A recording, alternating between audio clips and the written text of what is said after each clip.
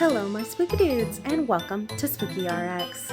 My name is Ari, I am a pharmacist. Let's do some RX study. IV compatibility. So we're going to start with D5W only, or dextrose 5 in water. The mnemonic I made up for this is sabon. And in some languages that means soap. So if it helps you to remember D5 dishwasher, D5W, I don't know, that might help you. Anyway, it's sabon. S is for Synerkid. A is for ampho-B, amiodarone. B is for Bactrim. O is for oxaliplatin. N is for nitroprusside. Next is NS only, or normal saline only. The mnemonic I made up for this is kind of silly, but if it helps you remember, it's paid ice. Phenytoin, ampicillin unison, itraconazole, daptomycin, infliximab, caspofungin, erythromycin. Alright, next we have protect from light. So drugs within this class, the mnemonic I came up with is the lamp will destroy the fern. If you know anything about ferns, they do best with indirect sunlight, so maybe this is a good mnemonic for you. If not, just memorize the mnemonic.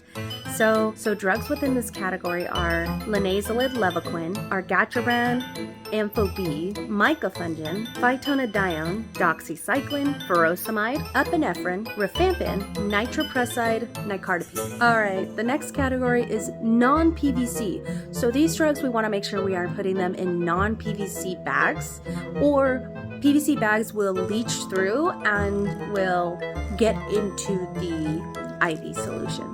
So the mnemonic I came up with is leaching PVC will make tainted compounds. Drugs include lorazepam, are taxanes like paclitaxel and docetaxel, amiodarone, and insulin, nitroglycerin, or you've heard it as nitroglycerin, it needs to be in glass, tacrolimus, etoposide, diazepam, and cyclosporin. Alright, moving on. So then we have our short stability drugs. It's quite a blip if you forget short stability.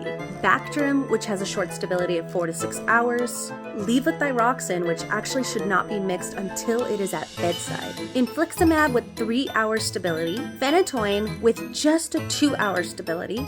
And filgrastim with a 6-hour stability. Here, I won't list all of these out for you, but this here is our filter requirements.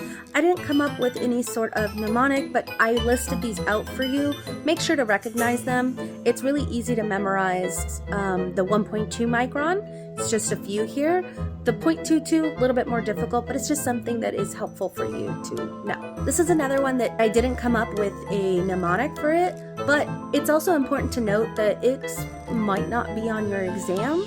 Y-site compatibility is just something that you can apply clinically as a pharmacist. Next, these may be on your exam. They are very important concepts to know. You are a pharmacist, you have to know this.